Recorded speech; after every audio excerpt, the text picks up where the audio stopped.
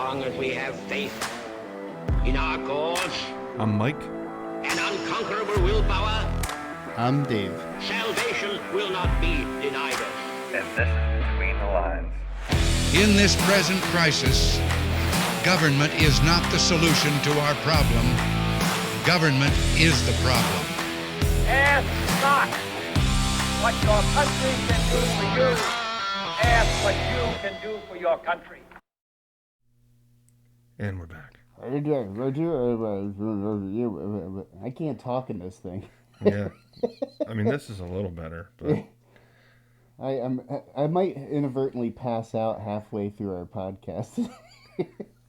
even though Halloween's over, Yeah. we're still in the Halloween spirit. Because something even scarier is coming up next week. And what is that, Mike? Election Day. Ooh. That's very scary. It's one of the scariest times of the year Yes, it is. that we have. It's scarier than Halloween. Makes me shiver in my boots. If you're tuning in for the first time, go back and check out some of our old episodes. We're not always this insane and crazy. We have a podcast that we did not long ago on logical fallacies. We did a couple of podcasts on some of the amendments and things like that. So go back and check out the old catalog of stuff. There's a lot of stuff there that I think you'll like.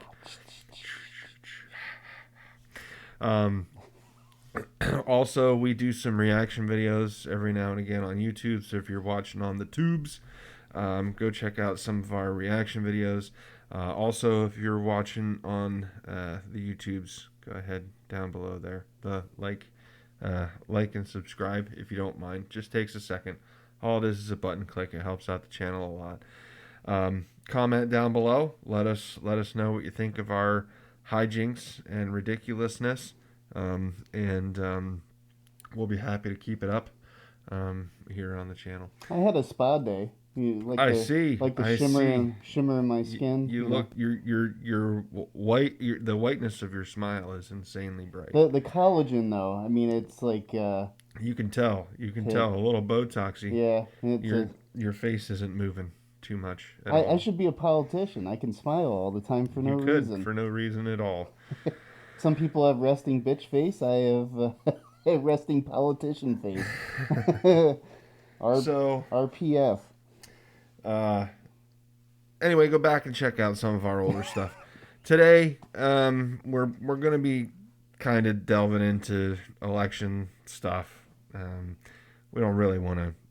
I don't want to bore the hell out of anybody.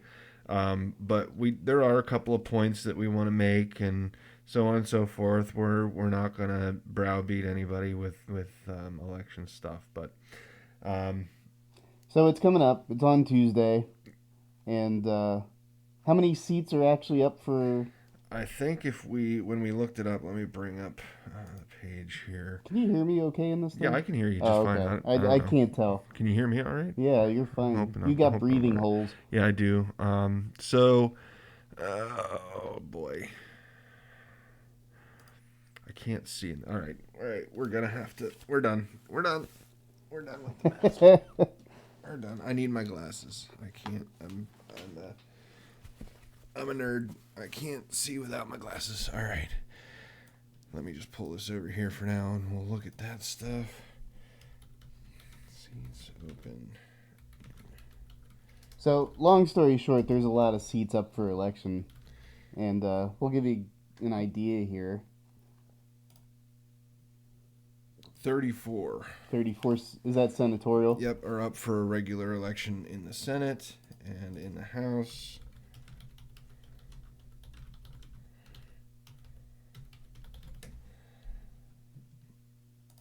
In the House, we've got 435 are up for re-election in 2022.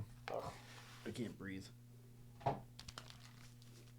Yes, there is a person behind this mask. Yeah, I'm telling you, it was a little bad. It was a little bad, so we had to get rid of the masks. They're pretty. Woo! Yeah. My face is sweating. I'm telling you, the masks, they're...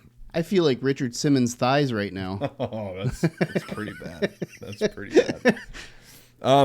So I'm going by 538 just because I feel like they're one of the more reputable sites, and they usually get it pretty close.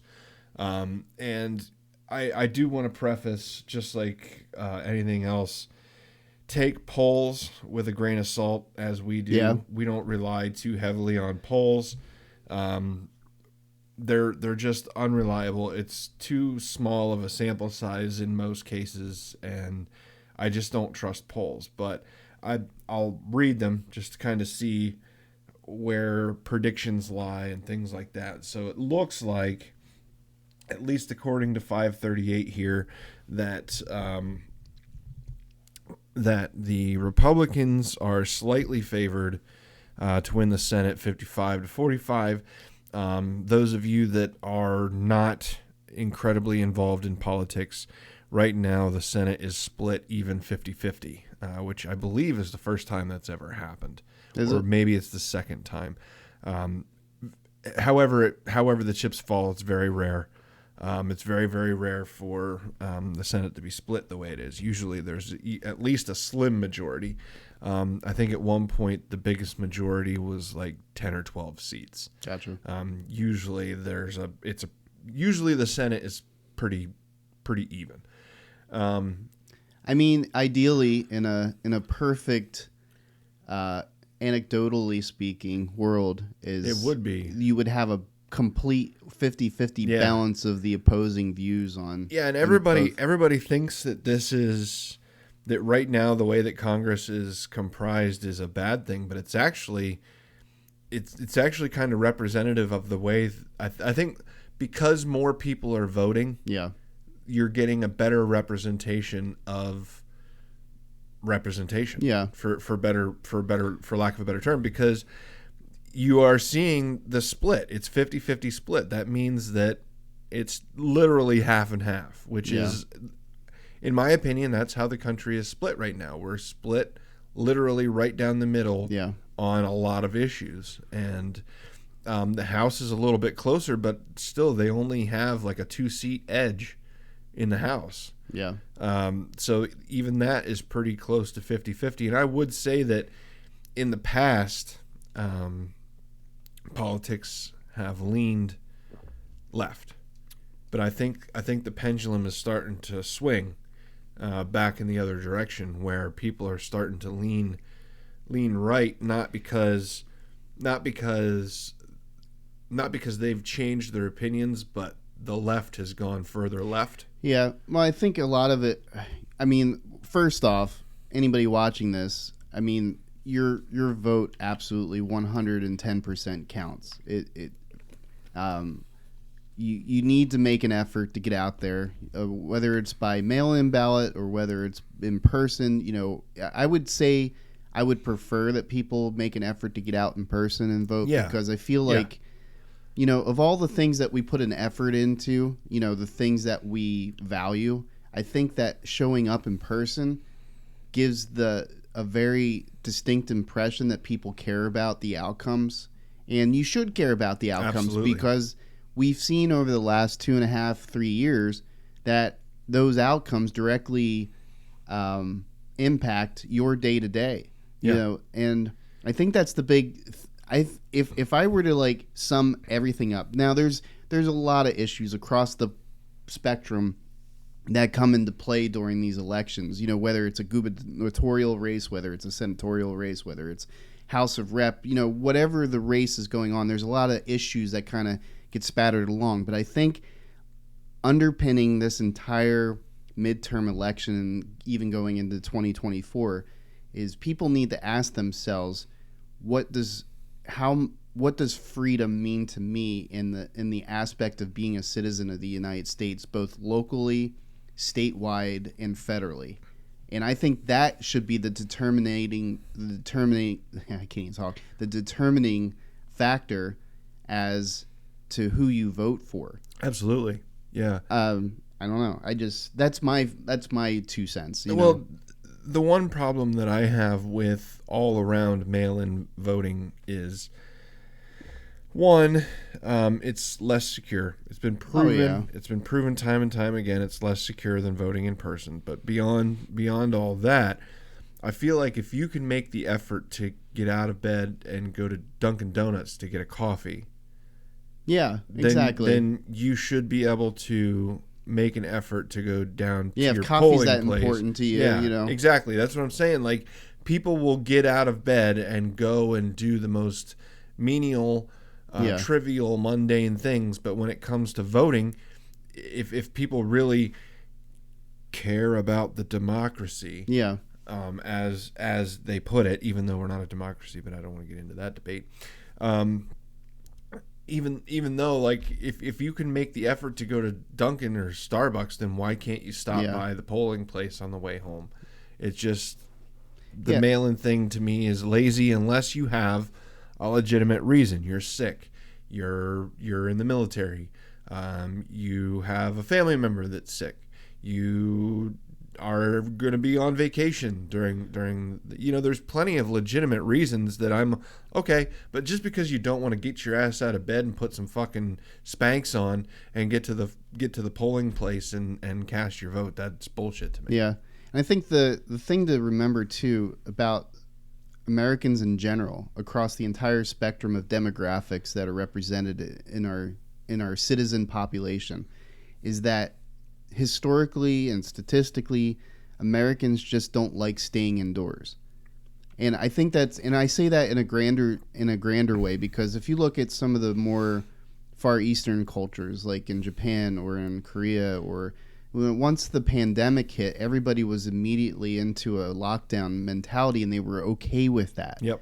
Because it's not the first time that they've been through or done that or have taken those course of action. So for them, it was normal to be stuck inside. It was normal for them to conduct life that way. For us, that's just not a thing, and I'm not even talking about a specific red or blue or yellow or anything in between. It's just in general. It's inherently an American thing to get out. Be out and be apart and do and, be out there and not be stuck inside. I think these last 2 years should be a reminder of how special it is, the fact that we have a culture that pushes us to be that active, to be forward. Not for anything, but during World War II, when, the United States was kind of the indoor, we were indoors, so to speak, and that was mainly because we prized our neutrality in a lot of things.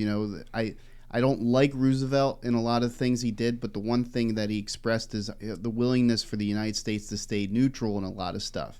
And I think that's important to recognize, is that we're not the police state. Well, prior to World War II, that was our position on everything. And we just, hey, that's your problem. You however the chips fall, we'll support you, but you guys need to work this out. This isn't our problem. But when we saw the necessity, it's even, what was it, the Japanese admiral that was quoted that the tiger has been loosed or the bear has been loosed. I fear that we've done nothing more than awaken a sleeping giant. Exactly. And that's what they did. Because what happened was we realized as a country that, yes, we could remain neutral, but when the world's problems start knocking on our doorstep, we can't ignore the world's problems anymore. And I do feel like we've gone too far the other direction, and we've become the parents or the police. We're trying to police the world and try to make everybody fit into a certain mold, and even ignoring their culture, ignoring their history, and trying to fit them into a box. I don't agree with that, but I agree with us intervening when the world's problems start knocking on our doorstep, i.e. Pearl Harbor, i.e. September 11th. I agree with stepping in at that point, but I think that we should, as a nation, we should back off and kind of let the world live as the world would live. Yeah, but at the same time is that I think that we are to set an example as to what liberty looks like. Mm-hmm. And that's always been the thing, is that with the pandemic rolling through it, we didn't see just a reaction to the pandemic. We saw a reaction to people's rights. Yes. In general, our neighbor Canada apparently lost their minds at some point and forgot, what a right is. I mean, Trudeau needs to go. Peterson is just absolutely livid about this guy. I mean, every time Jordan Peterson gets interviewed, he's just like this narcissistic, totalitarian nutcase, and he's usually a super passive, non-aggressive type of person, and he's just all over it. He's convinced that this guy has lost his absolute flipping mind and is just power hungry. But this is the point: is whether you vote left, whether you vote right, whether you vote in the middle, and a lot of that translates into social issues. Yes. And that's always going to be a debated thing based off your culture, your religion, if you have one, what other factors come in. But there should be one defining common ground piece that should never be voted away, and that's the freedom to believe what you believe. Because whether you're left or right, eventually, if there is a power in control, they're going to, in one way, shape, or form, eventually creep in on your territory, whether you believe they're with you or not. And that's what it boils down to. Is the pendulum always swings. Yes. It always swings. So, you may see it as, okay, well, this is a very, how people phrase it today, on the right side of things, fascistic or fascist thinking. Eventually that swings towards the right, too. Like, eventually it rains on the left and then it rains on the right too, when that kind of power is in control. And then on the left side of it, if you think you're having a super, leftist, because they are all totalitarian in their own way. Whether you're far right or far left, you end up being a totalitarian. Yep. So the only real way to keep freedom controlled keep freedom alive and bustling and moving is that you have a balance in the center that recognizes that you can't have right or left. And that was the point that I was going to make too, is that the pendulum always swings. And if one side or the other, it doesn't matter what side it is, right or left, if one side or the other tries to stop the pendulum, then that's fascism. Yeah, exactly. When you try to stop the pendulum from swinging, that's fascism. And I don't care what side of the argument you're on. I mean, I used to be pretty hardcore Republican, but even that, I'm not a Republican anymore. I'm an independent. I try to think more centrist now, because that tribalism that we're stuck in is what's tearing us apart. Yeah. It's not the Republicans and it's not the Democrats. It's the idiots in between allowing these two children to fight over their ball. Exactly. And they're tearing up the house while they're doing it. The carpet's getting stained. The couch is getting ripped up. And all we're doing is picking sides and cheering on one side or the other. It's almost like the parent just is negligent in this situation. The parents are gone.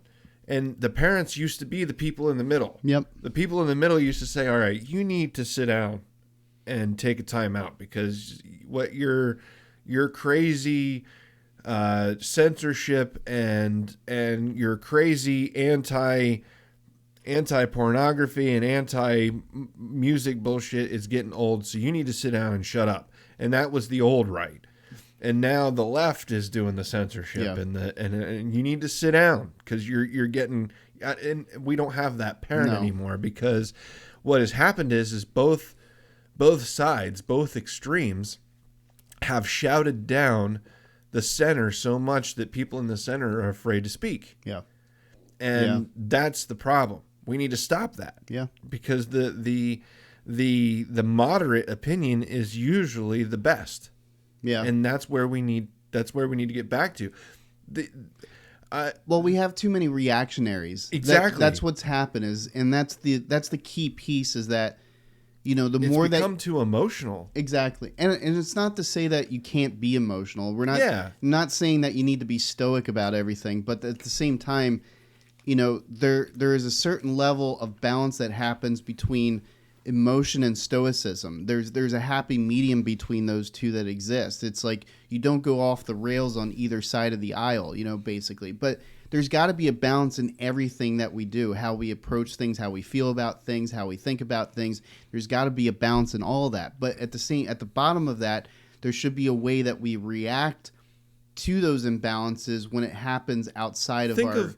Think of how many divorces there would be if you didn't have to go through moderation. Yeah, it's true. Before you got divorced. Yeah. If you didn't have to go before a judge and moderate the divorce, the divorce rate would be like 80%, because every time somebody had a fight, they would just be like, fuck you, I'm out of here. Yeah. And that would be the end of it. They'd Yeah. be divorced. And now I got to get married again. And, you know, but that's how people are, is it's reactionary. In politics in general should not be reactionary. Yeah. I mean, it's okay to react to things when they need to be reacted to, but the perfect example is the Patriot Act. Yeah. That was emotional and reactionary overreach. Yeah. We gave up way too much because we were afraid. And we saw what happened in New York in the Pentagon and in that small little town in Pennsylvania. And we saw what happened there, and we're like, okay, we don't want this to ever happen again. You take our freedoms. We don't care. And we gave them up. And now you can't get the toothpaste back in the tube. Yeah, and that's my biggest qualm. You know, aside from the fact that our current president has some huge failings in some areas as far as competency, the fact that it seems like every speech he gives is just it's trying to instigate or trying to provoke some kind of angered reaction out of some group or something. It's just like constant. It's just like, you know, it's like you spending your entire life telling your wife or telling your kid or telling somebody that you're close to that you suck, you're nothing but a piece of shit. And, you know, just imagine that constantly, day in and day out. That's all you ever hear. Yep. That's what we're getting from our president right now. Is that just this constant bull? In the spirit of fairness, it was the same thing with 45. It was. And that's what I mean is that let's go back to 2016 till present. It's been like nothing but a back and forth child match. Yep. Like two kids. That's what I'm saying. It's two kids fighting,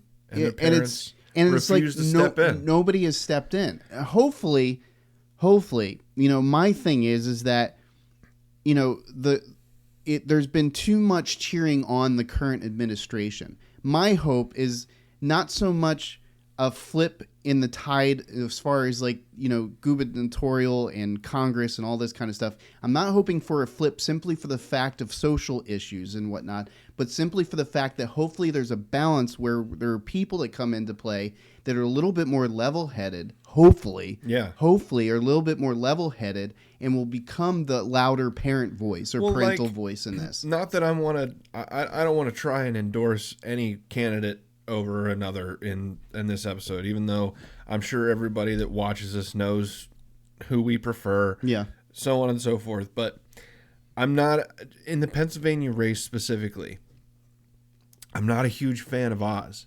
I'm not. I never have been. I don't agree with a lot of his personality and when he was on TV and things like that. I'm not a fan. But that being said, I think he's the most genuine of the candidates available, you know, him and Fetterman. Fetterman is a puppet. Fetterman is not the candidate. He's the candidate that they want to put in there that'll just rubber stamp everything that they tell him to rubber stamp. I don't think that Oz is as conservative as people think. No. He's conservative in the sense that he's not a leftist. Yeah. He's a liberal. He's not a leftist. Yeah. And I think that a lot of people should not listen to the noise and just listen to what he's saying. Listen to his policy. Listen to his plans. And he is a non-politician's politician. Is what I like. It's been the whole thing. It's like the whole bar has shifted because, like, look at people labeling Elon Musk as a conservative. It's like, that's BS. Like, he's never been a conservative one day in his life. In the sense that he's not a leftist. No, yeah, exactly. He's to the right of Mao. Yeah. No, I wouldn't say it's that bad, but nonetheless, I mean, his thing is that he just, you know, he's a businessman, so he looks at things from a different perspective. But at the same time, he's been very vocal about the fact that, you know, with his acquisition of Twitter, is that his main goal, hopefully his main goal, but his main stated goal is that he believes in the free exchange of ideas. Yes. And he wanted to promote a platform that doesn't penalize any one specific group, you know, for their viewpoints, and doesn't, you know, because that's what essentially happened. Yes. Is they started trying to label, you know, right to center viewpoints as being hate speech, because it was just being lumped in with everything else. Yep. So you had this leftist, this not even left, but just complete radical left, because you have people like Bill Maher, who is, you know, obviously left, that was even recognizing it. And people were calling him MAGA. Yeah, exactly. And at some point, because he questioned the transgender movement. Well, it was funny because, you know, people were so hungry on that side of the spectrum with somebody to be able to speak to their ideals, at least in some regards, that they were grasping on to anything that they could get, because everything else was being pushed out of the spectrum. And people were just getting... When that starts happening on a national level, people start getting very, like, uptight. Yeah. And people go into bunker mode, essentially. Yep. You know, and that... They lock down. Yeah, essentially. And so what Bill Maher recognized, and I think he stated this in one of his episodes, is that, or maybe outside of the spectrum of the episode, is that he started going to his shows and realizing how many, like, conservatives and, you know, just people that lean center to right, people that started showing up just to listen to him. Yep. You know, and that's the point, is that that's how it should be. He started getting invited on Fox News. Yeah, and it's just, that's the way it should be. Nobody's asking Bill Maher to change his viewpoints on stuff, and he hasn't. The thing is, though, is that because he's old school liberal, classical he still liberal. believes in the idea of free exchange of ideas and whatnot, that was striking the other side wrong in a certain way, because they believe in this idea that you have to label stuff as hate speech. Yep. Everything is hate speech. If I don't like it, it's hate speech. Shut up. Well, that's because one thing that we do wrong in this country that really needs to be corrected immediately is we mislabel leftists as liberals. Yeah. They're not liberals. Liberals believe in freedom of speech. They believe in liberal ideas. They believe in liberty. That's where the word liberal comes from. And they believe in truth by example is the best way to put it. And I think Martin Luther King, I'm paraphrasing, but Martin Luther King said it best, where if you put you don't have to force the truth on people. No. If you put the truth next to a lie, people will see the truth. Hopefully. So you don't have to do all of this stuff. If you allow all the opinions, he didn't want to. Martin Luther King didn't want to silence the KKK, but he wanted the ability to have his ideas be represented alongside them. Yep. He wanted them equally represented, not silence the other side, but allow me to speak at the same volume that you're allowed to speak. Don't try to squash my speech. And I think that's the classical liberal viewpoint. So we need to stop labeling people on the left as liberals, because they're not. I think generally speaking, the human spirit responds to innocence in general. And what I mean by that is that when let's say everybody knows Gandhi, everybody knows, generally speaking, the way that Gandhi fought the regime of that age is that he took a nonviolence approach. And the reason why is because he knew that despite whatever harm that they would incur because of their stances and whatnot against the regime, is that the general population would recognize innocence. Yep.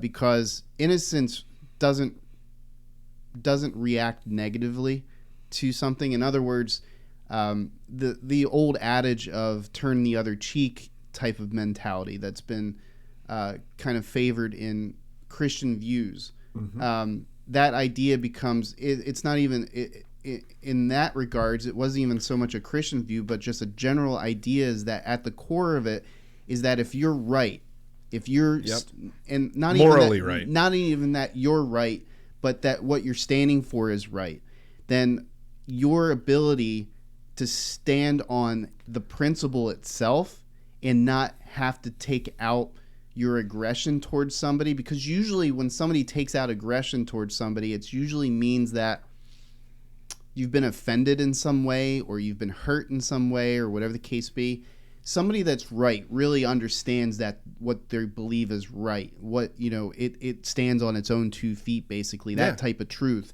Those type of people don't feel any need to have to revert or resort to violence in any sort, because, in them, they're stating to themselves, it's like, well, you can fight against you. It's like kicking against the goads. There's an old statement that goes, kicking against the goads or kicking against the bricks.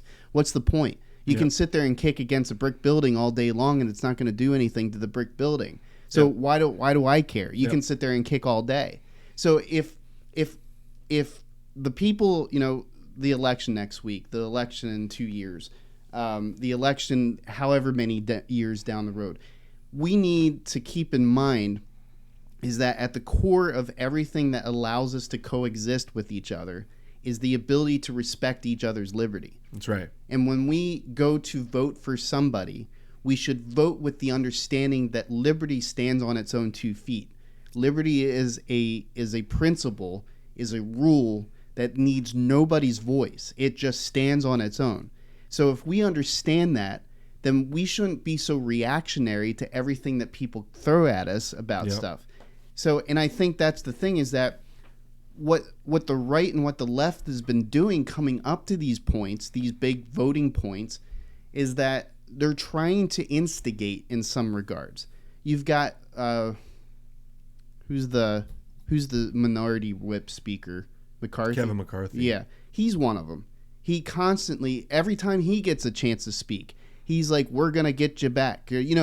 I'm just not verbatim, but essentially he's like, "We're gonna get you back, and you're gonna do this, and we're gonna come back after you." It's like, that's the whole point. We don't want to do that. We want to get things back to normal, but we don't want you taking out your vendettas on everybody for the rest of it, because that's exactly what got us to this point to begin with, is that you had a crazy left that was trying to take it out on us for some reason, or trying to take it out on the country for whatever reason, and then you get the other pendulum, the right, trying to take it in the middle, is sitting there. It's like, I don't give a crap about what my neighbor believes. I'm okay with them as long as they don't mess with my personal rights. I don't care what they do. And that's what the country's saying, but they're not the loudest voice in the country, even though it's probably the largest portion of the country, in terms of population. It goes back to what if you think about it this way, what really won the civil rights era was the pictures of the dogs being the pictures of the fire hoses, exactly, the pictures of people getting beaten by police for sitting in a restaurant, for drinking from a water fountain, sitting in the front of a bus, for sitting for the front of the bus, and people looked at that and said, "Wait a second, you're telling me that the dogs were unleashed, fire hoses were used, batons were beating people for sitting on a bus?" And they didn't react either, and that's the whole point. People saw their innocence. It was visual. That's what won the civil rights. Exactly. People saw it and said, "This is not right. This is not how we're supposed to behave," and it changed. So that's the point is when you have your Kenosha riots, when you have your January 6ths, those people should be held to account. They should be punished, but that shouldn't become the norm. If we start expecting that, then it's a problem. If that becomes the normal way to express your viewpoint, then it's already over. We've already lost. We need to get back to, I don't care if you show up a million deep, you know, with signs and crocheted hats if you want them, whatever you want to do, as long as when you show up, you respect the rights of everyone else.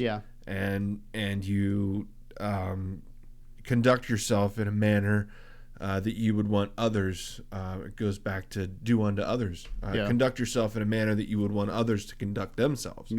And if you don't believe that it would be right for the other side quote unquote, to do it, then don't do it. Yeah. If you would condemn the left for doing something, then don't you do it. A good point is the attack on Paul Pelosi.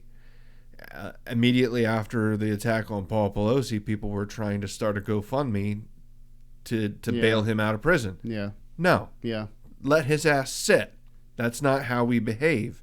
And it goes back to Kamala Harris when she was doing GoFundMes to get the Kenosha rioters bailed out. Yeah.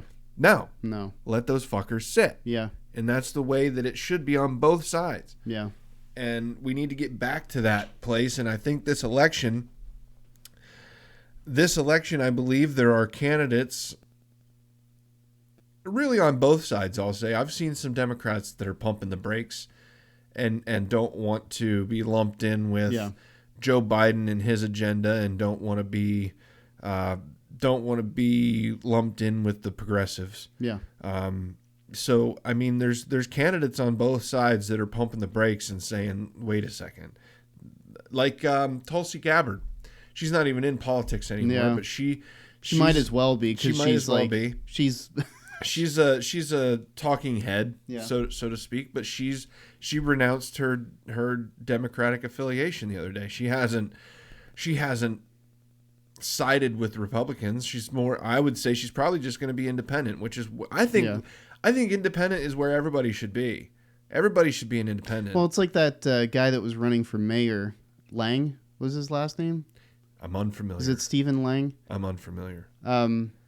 But he ended up starting his own party, which I don't know if that's going to go anywhere, but he was one of the few people of all the talking heads that were running for New York City mayor that was like kind of like in the middle on stuff. He was independent in a lot of ways. I mean, he wasn't a Republican. He was running as a Democrat, but he was still very independent in a lot of ways. But the thing of it is that's what we need. We need more people that are willing to listen on both sides of the aisle. That have opinions. Yeah. That have opinions that cross both sides of the aisle.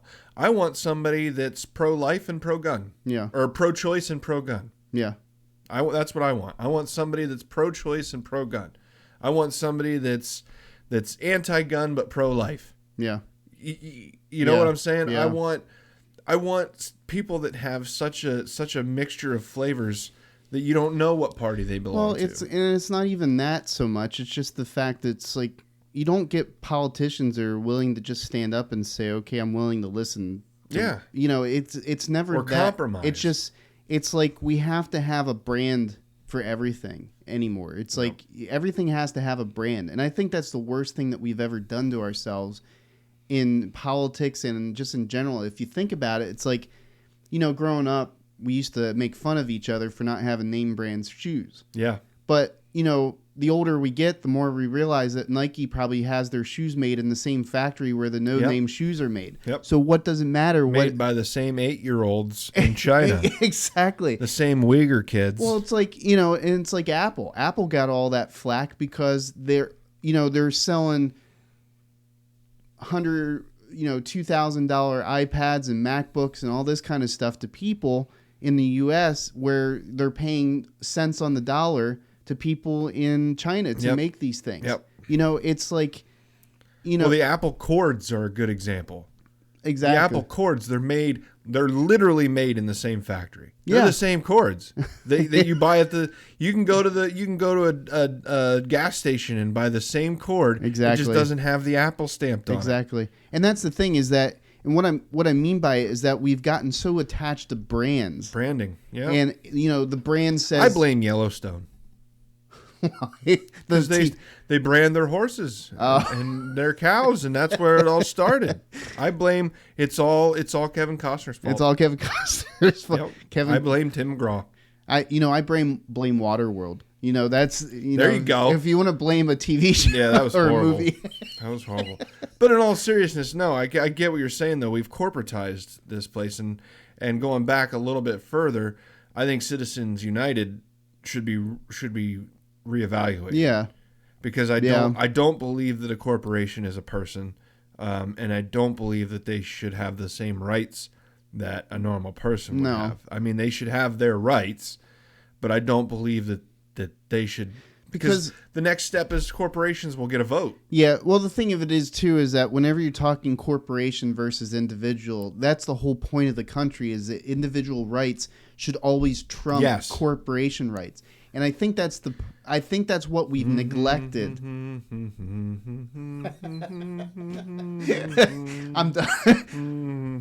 I'm gonna start carrying like an old musket on my shoulder while we do But this. seriously, no, you're right though, and I think people need to I think we need to start choosing our candidates based on the and maybe this is just a conservative viewpoint, but we should start basing our candidates based on the Constitution and what this country was intended for. Yeah, The country was made so that anybody, yeah, whether you're a prince or a pauper, you could come to this country with nothing yep, and make something out of yourself.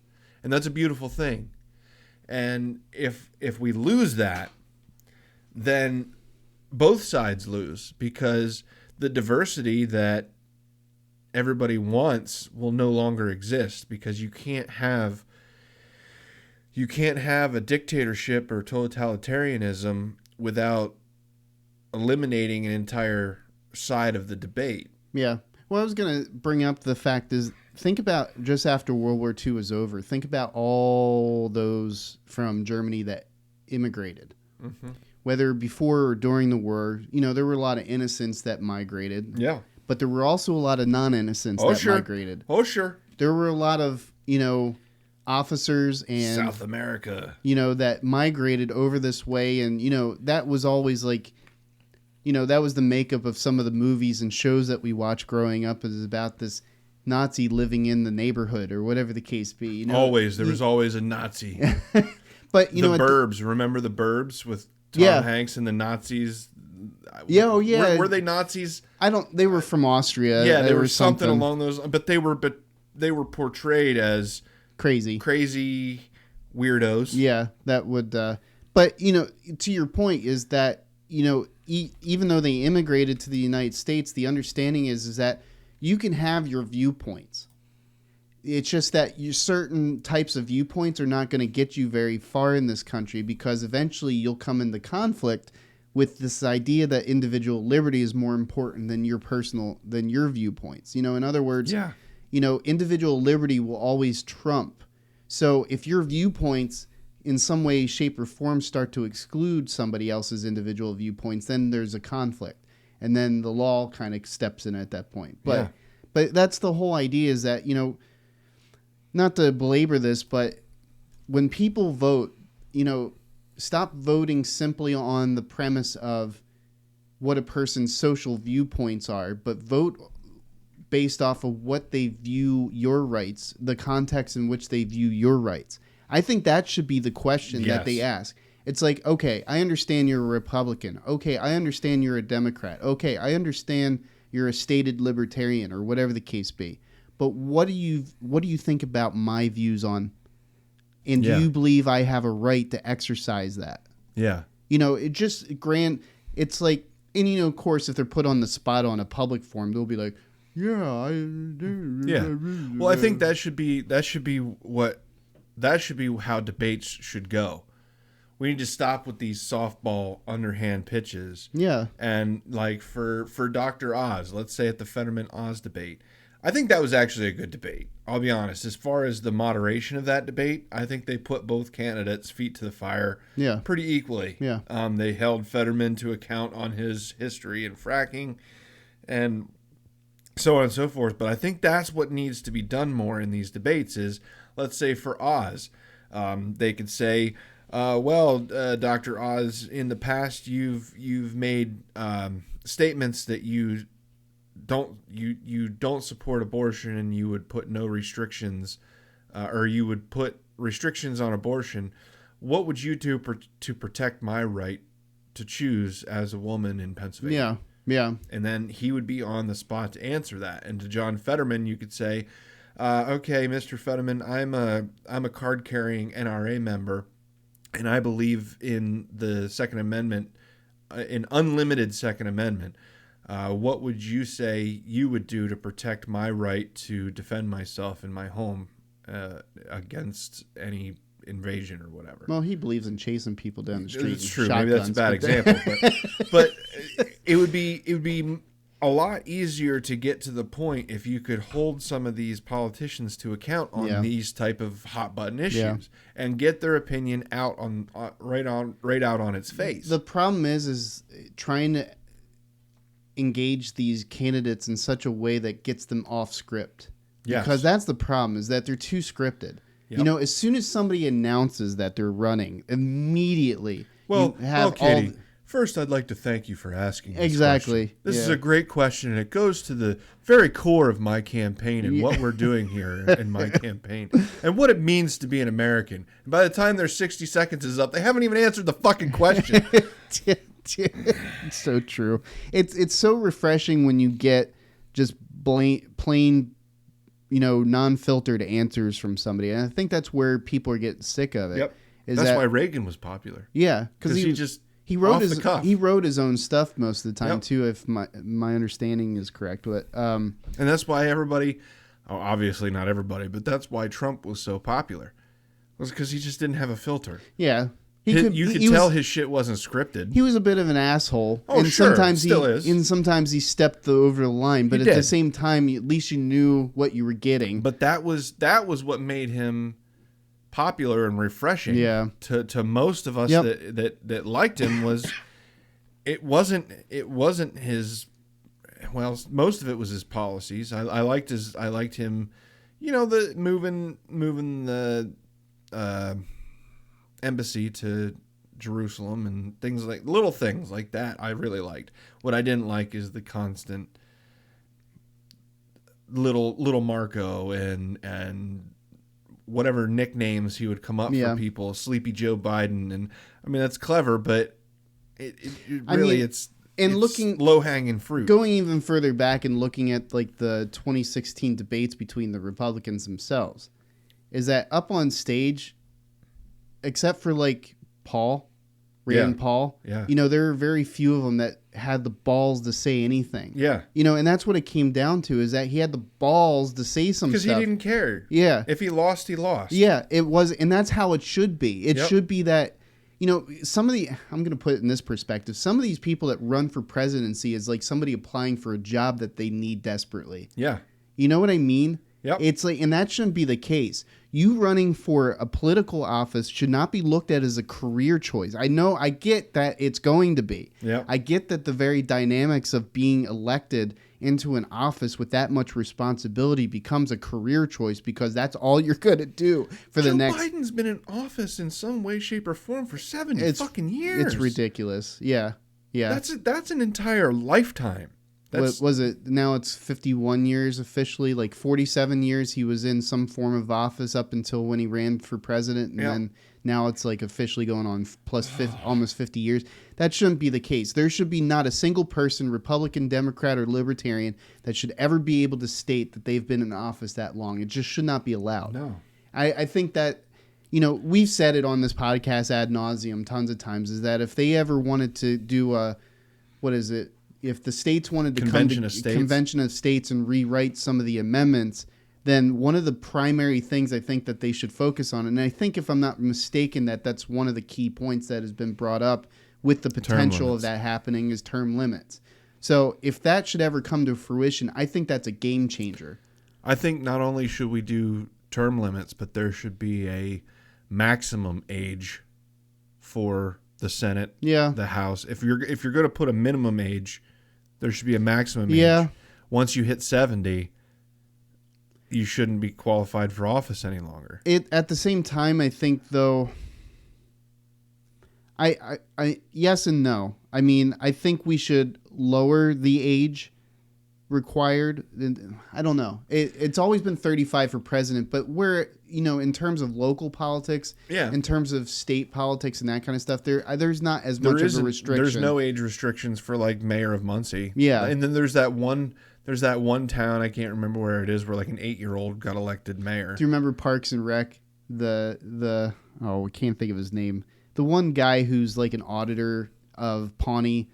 and he gets his claim to fame is that he was elected mayor at the age of 18, and he ends up bankrupting the entire city over an ice rink or something that he has built or something. It's pretty funny. You got to watch it sometime. But the guy basically tries to get back into politics through becoming an auditor, and he becomes friends with Leslie Knope, and they eventually date, and they eventually become married. So that's his storyline. But he becomes the mayor of, I forget what town it is, but essentially he's popular because at the age of 18, he got elected and basically bankrupted the entire city. That's funny. And he was kicked out of office in 6 months, and then his statement was, the worst part about it is that his parents grounded him. Officially, the youngest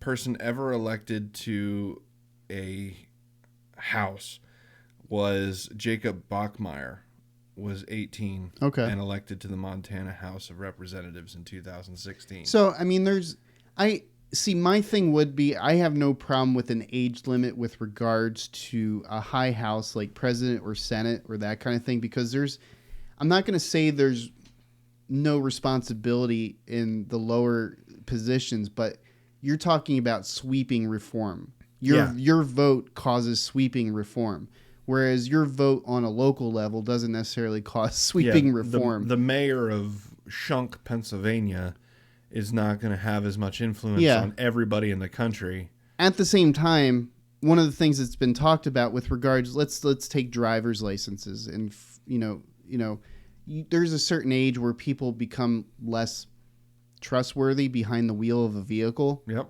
So I have no problem whatsoever. I don't believe in denying people the right to drive. I think that's wrong.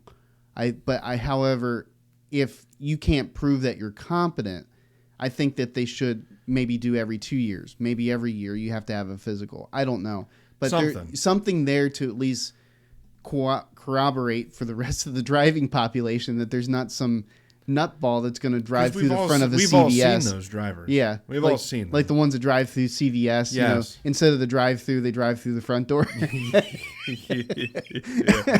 That's or why the Little League World Series Museum. Yeah, there's a reason why there's like tank-proof pillars in front of some of these entryways now. It's not, it's so that you don't take the short road or the path of least resistance. Yeah, exactly. So I guess I mean, we'll start to wrap it up here, but I guess the point that I think that we want to get across is we really don't care.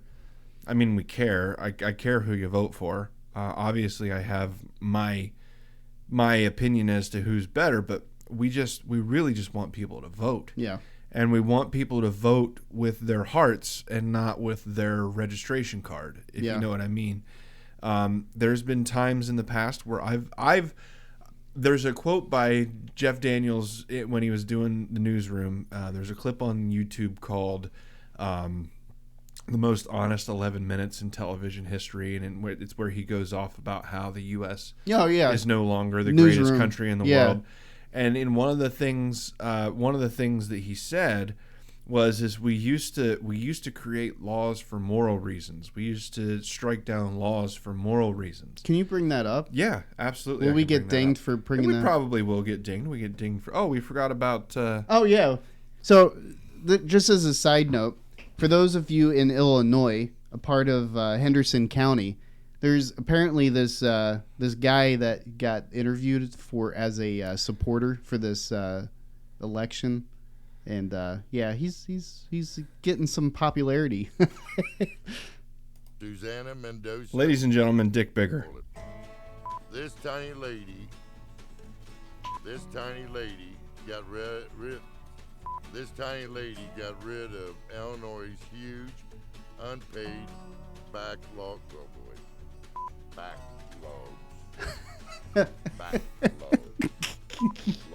This tiny lady got rid of Illinois' big, huge backlog. Why does it have to be big and huge? What's he looking for? This tiny lady get rid of Illinois' huge backlog of bills. Unpaid bills. Oh boy. This is by far the best endorsement ever. She's our firecracker. He got it. He got So the title of the ad was Growth Spurt, and his name was Dick Bigger. Dick Bigger. I love it. I love it. But that was by far the most. That was probably one of the best endorsements I love that. I've seen in quite a while.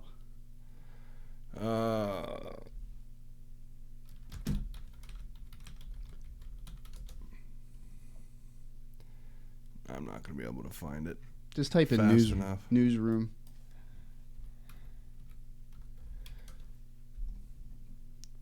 There it is. Let's move on to the next question. Go ahead. Hi, my name is Jenny. I'm a sophomore. This is the at abridged Straw version. Interview. Can you say in one sentence or less what? In one sentence or less. You know what I mean. Can you say why America is the greatest country in the world?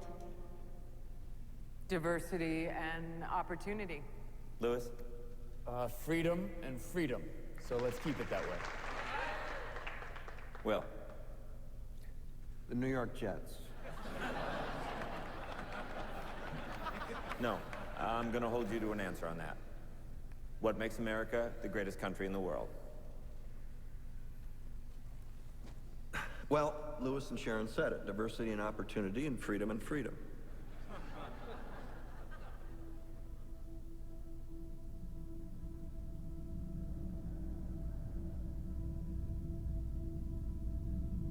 I'm not letting you go back to the airport without answering the question.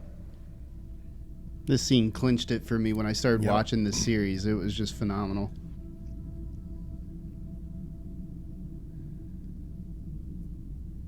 Well, our Constitution is a masterpiece. James Madison was a genius. The Declaration of Independence is, for me, the single greatest piece of American writing.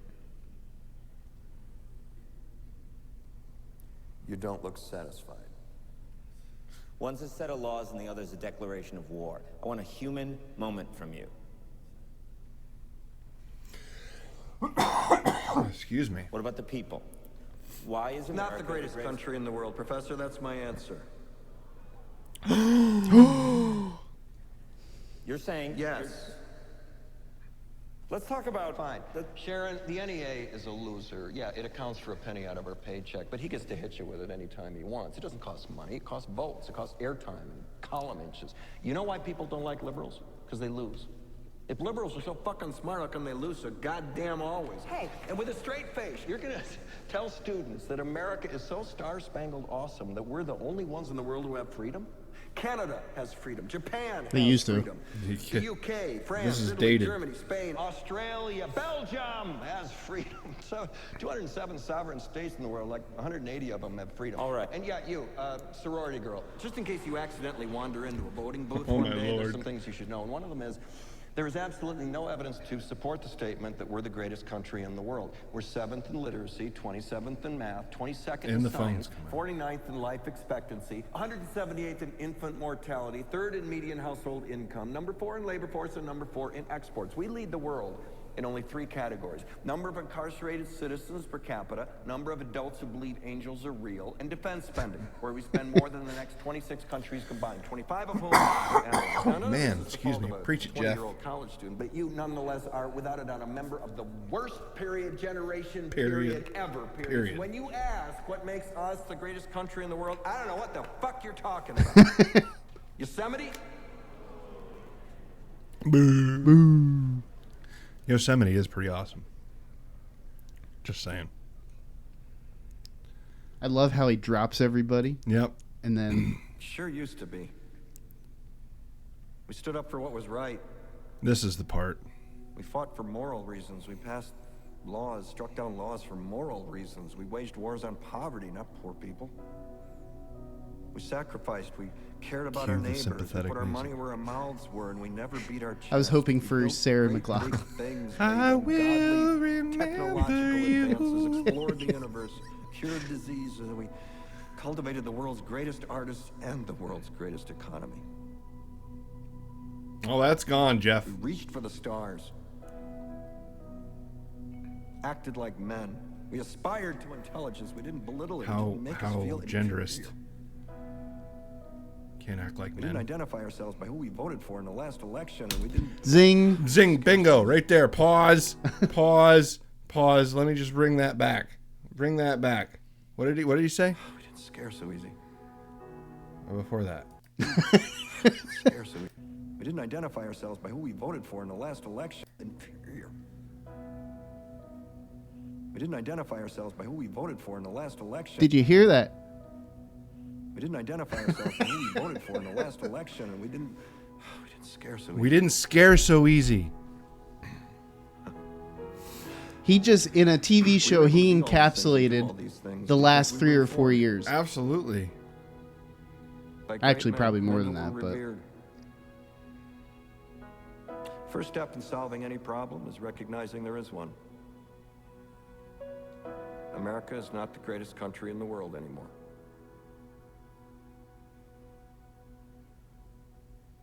Satisfied? Enough?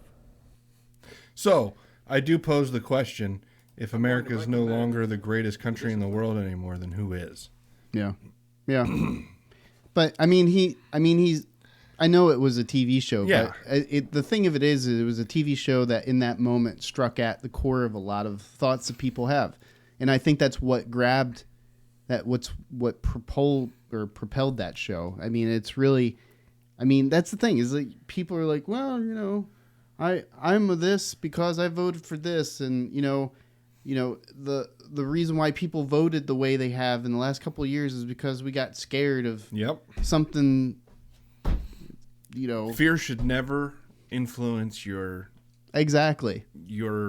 policy, who you vote for. Exactly. You should never be afraid of casting a vote one way or another. Yeah. So, with all that being said, I guess what we want is everyone just to get out and vote. Vote your heart, not your voter registration card. Don't do a down ballot, even though I think in Pennsylvania the down ballot voting or whatever, what do they used to call it? The single, where you just the straight ticket, the lever pull. They used to call it straight ticket. You can't do straight ticket voting anymore, where you just go in and say, I want all Republicans. Yeah. Which is good. So research the people that you're voting for.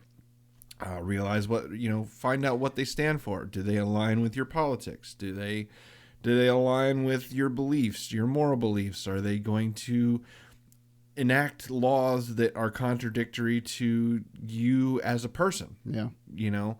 All that should be taken into account, whether you vote right or left. Get out there, stand in line. I know you're going to be around some do your duty, grody, germy people, but Yep. And just realize that when you're out there, it's just you and your neighbors. Yeah. They're not your enemies, they're your neighbors. At least they shouldn't be. Exactly. So get out and vote. Vote your heart. November 8th. You know who you are as a person. Vote that way. And everything should turn out the way that it should. If everyone votes the way that their heart tells them to vote. I think people should vote their views, but should also vote in light of the person next to them too. Yeah. I mean, I don't know if that's something that people do when you vote. Are you taking in consideration how my vote affects the other person? Yeah. I think, and I know that's a hard thing to do because candidates are pretty cut and dry as far as like what supposedly they stand for. Yes. But I mean, I think that's the big thing is that's why, to your point, we should stop this whole just check lining, one specific party, because not everybody in the Republican Party represents your view. Not everybody in the Democratic Party represents your views. Not everybody as a libertarian may even resent, or whoever else across the spectrum, because there's other parties out there. Yep. If I lived in a different district, I certainly wouldn't vote for, say, Mitch McConnell. Yeah. I wouldn't vote for Mitch McConnell. Well, I'll be honest, like most of the time, if I see libertarians on the candidate form for like financial, they're like the first go-to. Oh, absolutely. Like a libertarian treasurer would be amazing. Like that, they're like the first go-to because I know that they're not gonna if they actually conduct their day to day in line with their actual views, then they're the best type of know. Yep.